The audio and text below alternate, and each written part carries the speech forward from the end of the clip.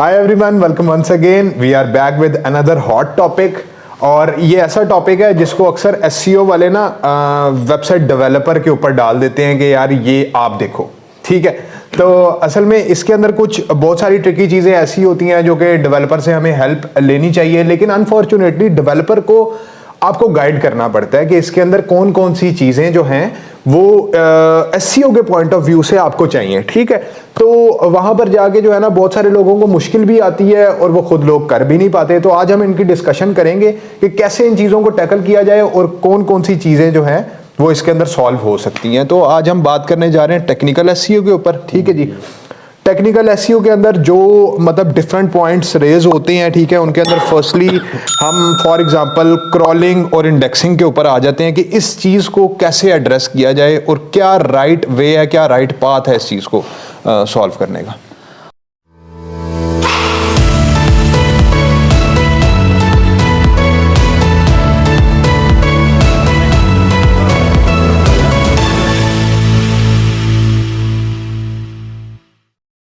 अच्छा, इसमें पहले तो हम ये डिस्कस कर लेते हैं कि टेक्निकल एसईओ इम्पोर्टेंट है या नहीं है, या इसमें क्या चीज़ें कवर होती हैं, ये चीज़ें, ठीक है। हम अभी तक जितना भी एसईओ का कंटेंट जनरेट कर चुके हैं या इधर इस प्लेटफॉर्म पे हमने जितनी भी डिस्कशन की है, वो मोस्टली रेलेवेंट रिलेटेड थी ऑन पेज से या ऑफ पेज से या कीवर्ड रिसर्च से या कंटेंट से रिलेटेड, ठीक है। आप बहुत सारी ऐसी एग्जांपल्स या केस स्टडीज आपने देखी होंगी कि जिनकी ना बैक लिंकिंग हुई होती, ना कोई कीवर्ड रिसर्च हुई होती है, आप all of a sudden content publish करते हैं, वो समहाउ कहीं ना कहीं रैंक हो रहा होता है ऐसे होता है एसईओ, ठीक है।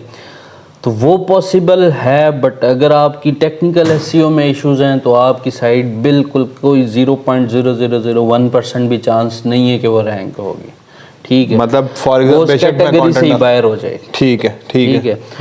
तो इसलिए टेक्निकल एसईओ इम्पोर्टेंट है, मतलब ये तो मस्ट वाला पार्ट है और मेरे ख्याल से तो ये तो सबसे पहले आपको देखना चाहिए, ठीक है। अब इसमें क्या क्या चीज़ें कवर होती हैं, क्रॉलिंग कर लें आप, ठीक है, कि आपकी जितने भी आपने पेजेस पब्लिश किए हुए हैं वो क्रॉलेबल हैं नहीं है सर्च इंजन के लिए, इंडेक्स हो रहे हैं नहीं हो रहे हैं, वो सर्च कंसोल से, हाँ सर्च कंसोल से आप देखें, ठीक है। फिर उसके बाद आपने ये देखना है कि आपकी साइट का स्ट्रक्चर बहुत इंपॉर्टेंट है, ठीक है। ये तो साइट का स्ट्रक्चर आपका मतलब उसमें कोई इररिलेवेंट कैटेगरी होता है ना, आपने एक कैटेगरी बनाई उसको छोड़ दिया, बाकियों पे काम करने लगे, वो पेज उधर ही पड़ा हुआ है, सिंक्रोनाइज प्रॉपर एक पैटर्न के साथ, ठीक है। अगर आप कुछ सर्विसेज दे रहे हैं, 4-5 सर्विसेज दे रहे हैं, ठीक है, उनके प्रॉपर पेजेस बने हुए हों, फिर उनका यूआरएल जो है वो भी ऑप्टिमाइज होना चाहिए। ऑप्टिमाइज क्या है जी, कि जिस सीक्वेंस में आपकी सर्विसेज या जो भी पेजेस बने हुए हैं उसी सीक्वेंस में आपका यूआरएल भी बने होने चाहिए, एग्जैक्टली। और वो लास्ट टाइम वो भी बात की थी हमने कि यार वो कैटेगरीज के अंदर आनी चाहिए, यूआरएल के नहीं आनी चाहिए, वो भी जरा दोबारा इसमें अंदर बता दें। नहीं, कैटेगरीज में मतलब अब देखें, वैसे तो बेस्ट वे ये होता है कि जैसे जैसे मतलब आप जैसे सब कैटेगरीज में जाते उसी तरह का यूआरएल होना चाहिए। लेकिन अभी रिसेंटली ये ट्रेंड चल रहा है कि जो आपका यूआरएल बनता है डोमेन के बाद ना, कोशिश की जाती है कि वो डोमेन के जितना करीब हो, दरमियान में कुछ भी ना हो, ठीक है। वो भी ठीक है। और अगर आप उसको कैटेगरी वाइज के यार, अच्छा फॉर एग्जांपल हमारी डिजिटल मार्केटिंग की वेबसाइट है, उसमें सर्विसेज की एक कैटेगरी, सर्विसेज में आगे फर्दर पेजेस हैं, सोशल मीडिया मार्केटिंग है, फेसबुक मार्केटिंग है, या पीपीसी है, एसईओ है, ठीक है। ये कैटेगरीज आपने एक लिस्ट में, तो उसका यूआरएल यूं ही बनना चाहिए इसी सीक्वेंस में, मतलब xyz.com services /SEO या PPC या व्हाटएवर, ठीक है। उसके साथ दूसरी एक और कैटेगरी है, फॉर एग्जांपल आप कहते हैं जी हम लोग ट्रेनिंग भी कराते हैं, एग्जैक्टली। अब ट्रेनिंग के अंदर भी आप SEO PPC और ये चीज़ें लोगों को सिखा रहे हैं, ठीक है। अब वो डिफरेंट पेजेस हैं, अगर उनके अंदर आप SEO वाला जो सर्विसेज वाला पेज है वो मेंशन कर देंगे तो ये स्ट्रक्चर ठीक नहीं, ठीक है। वो क्रॉलर के लिए भी कंफ्यूजिंग है कि ऊपर क्यों आ रही है ये चीज़। क्रॉलिंग में इश्यूज कहाँ आते हैं जी, जब आपकी साइट का स्ट्रक्चर जो है ना वो कंफ्यूजिंग होता है, अच्छा ठीक है। स्ट्रक्चर कंफ्यूजिंग से क्या मुराद है, ये जो भी हमने डिस्कस किया, एक कैटेगरी उधर पड़ी हुई है, वो उधर पड़ी हुई है, तो वो फिर ऐसा होता है कि गूगल भी आपकी साइट के ऊपर कि यार ये कोई इसमें ग्लिच है, ठीक है, वो नहीं आता।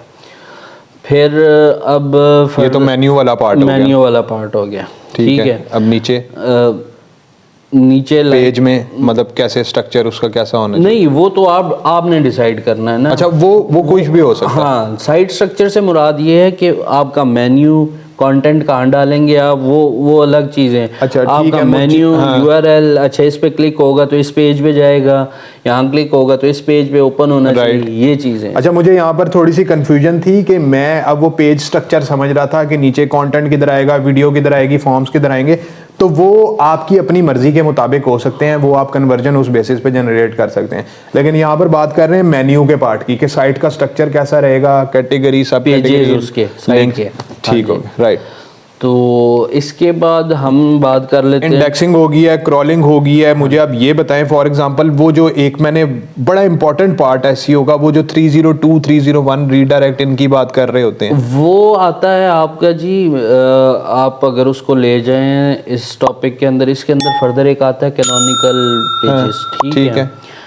उसमें ये होता है समटाइम्स फॉर सम रीज़न, कुछ भी रीज़न हो सकती है, आपने बना लिया कोई डुप्लीकेट पेज बन गया, राइट, ठीक है। अब एक ही उसमें मतलब डुप्लीकेट पेजेस आपको इश्यूज क्रिएट करते हैं, ये या पहले आ रहा होता था ये कि HTTP के साथ भी है, HTTPS के साथ भी है, ठीक है, ऐसा होता।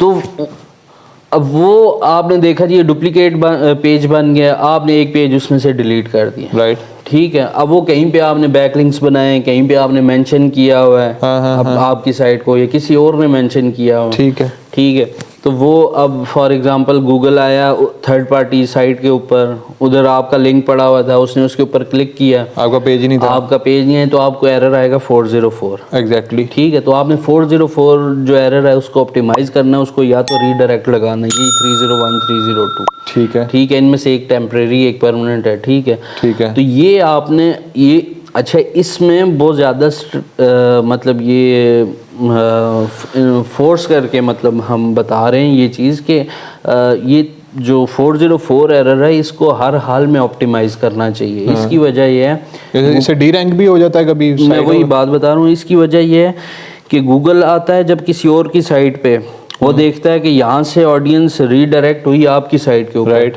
ठीक है, और वहाँ आगे कोई पेज ही एग्जिस्ट नहीं करता, तो गूगल ये समझता है कि आपने मेरे क्रॉलर का भी टाइम ज़ाया किया, मेरे रिसोर्सेज भी ज़ाया किया, आपने मेरी ऑडियंस भी ख़राब की। जो मैं ऑडियंस कहीं से किसी तरह भी लेके उस साइट पे आया, वहाँ से आपकी साइट पे आई, तो वो आपने सारा उनका फ्लो भी ख़राब किया, उनके रिसोर्सेज भी ज़ाया, रिवर्स हिट पड़ती है मतलब उसी साइट का। तो ये एक नेगेटिव इम्पैक्ट होता है इसका, इसको आपने मतलब किसी सूरत भी इसको और ये मैं ये समझता हूँ ये बड़ी इंपॉर्टेंट चीज़ है। और उन लोगों को इशू आता होगा जो मतलब कि फॉर एग्जांपल 5-6 महीने एसईओ कर बैठे हैं, लिंक बना बैठे हैं, उनके बाद अब उन्हें कुछ करना पड़ गया, लिंक्स भी बने हुए हैं, तो उनको लाजमी मतलब रीडायरेक्ट देखनी, ये चीज़ें कवर अप करनी चाहिए।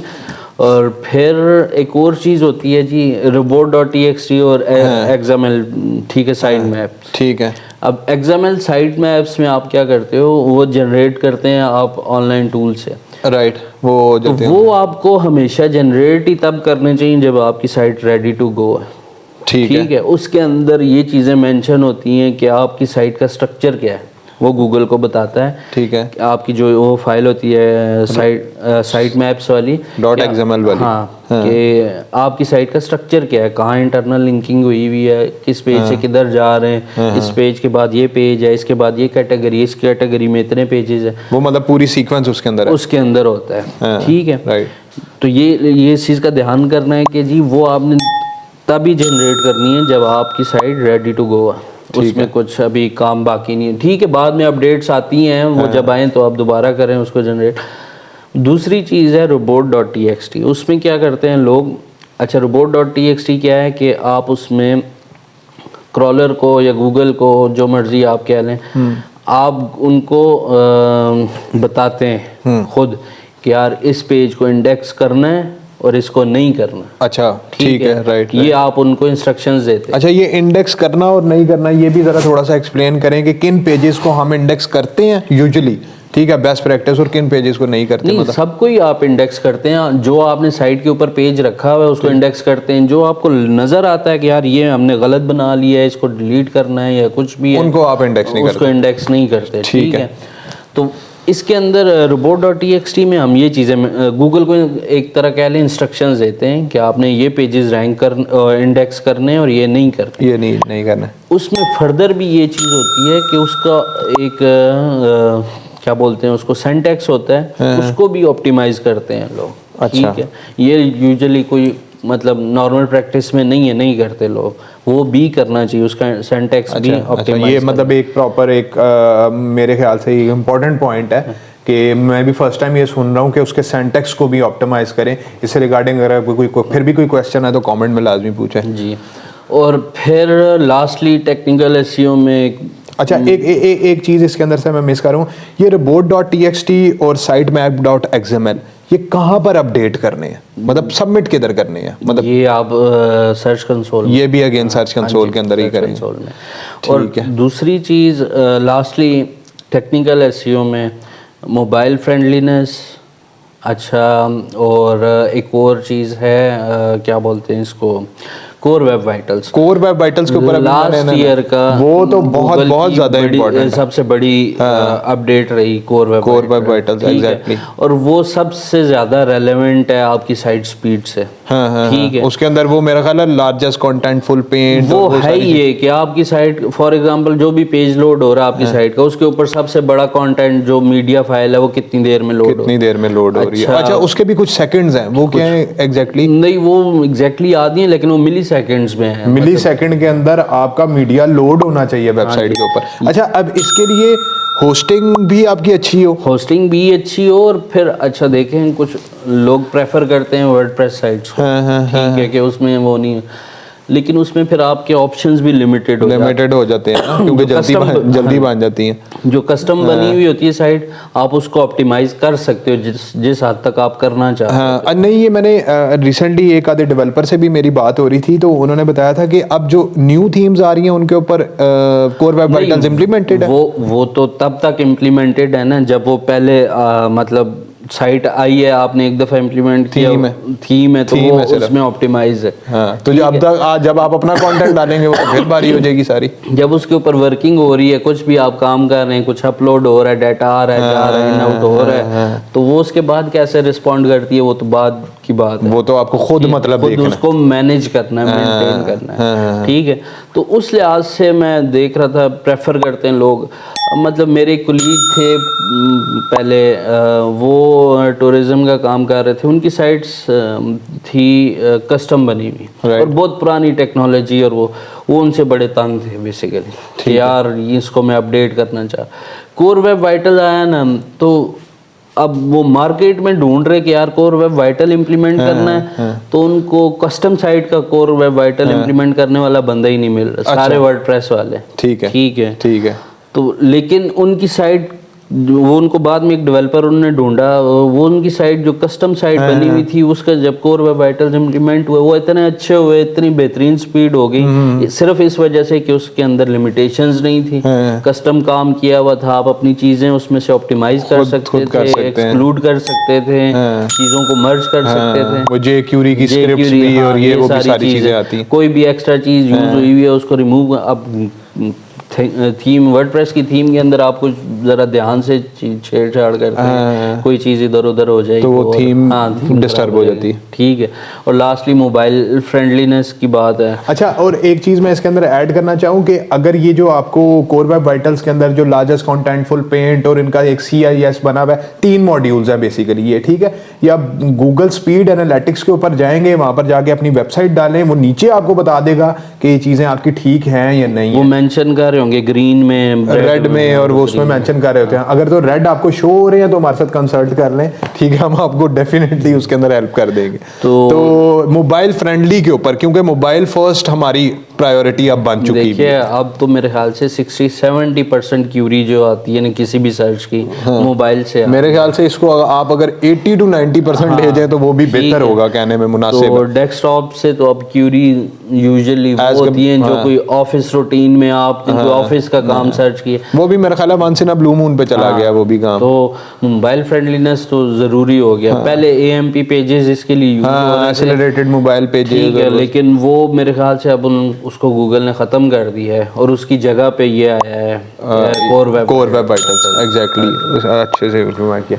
चले जी, आई होप आपको ये वीडियो, ये नॉलेज, ये सारी चीज़ें पसंद आई होंगी। और ये बड़ी ट्रिकी चीज़ है जिसको ना वो ध्यान ही नहीं दे रहे होते लोग। ऐसे ही है, ठीक है, स्टार्ट में आपने बात की, मतलब लोग इस चीज को समझ ही नहीं रहे होते और एंड पे जाते हैं जब उनको इश्यूज आना शुरू हो जाते हैं, फिर वो देखते हैं अच्छा ये चीजें भी करनी थी या और व्हाट वी प्रेफर के सबसे पहले आप इस पार्ट को देखें, क्योंकि देखें आप कंटेंट लिख रहे हैं, बैक लिंकिंग्स कर रहे हैं, वो सारी चीज़ें कर रहे हैं, और गूगल आके जब क्रॉल भी कर रहा है, इंडेक्स भी कर रहा है, और उसका क्रॉलर आके देख भी रहा है, और आपके पास वो चीज़ें ही सही तरह से नहीं है। ऑडियंस रिस्पांस, गूगल इस चीज़ को प्रेफर करता है ना कि यार आप मेरी ऑडियंस को ठीक इंफॉर्मेशन शो कराओ। और अगर आप बजाय उसके आप अगर ऑडियंस को खराब कर रहे होंगे तो गूगल आपका वो तो बड़ी सख्त पेनल्टी है आपके ऊपर, सीधी सीधी।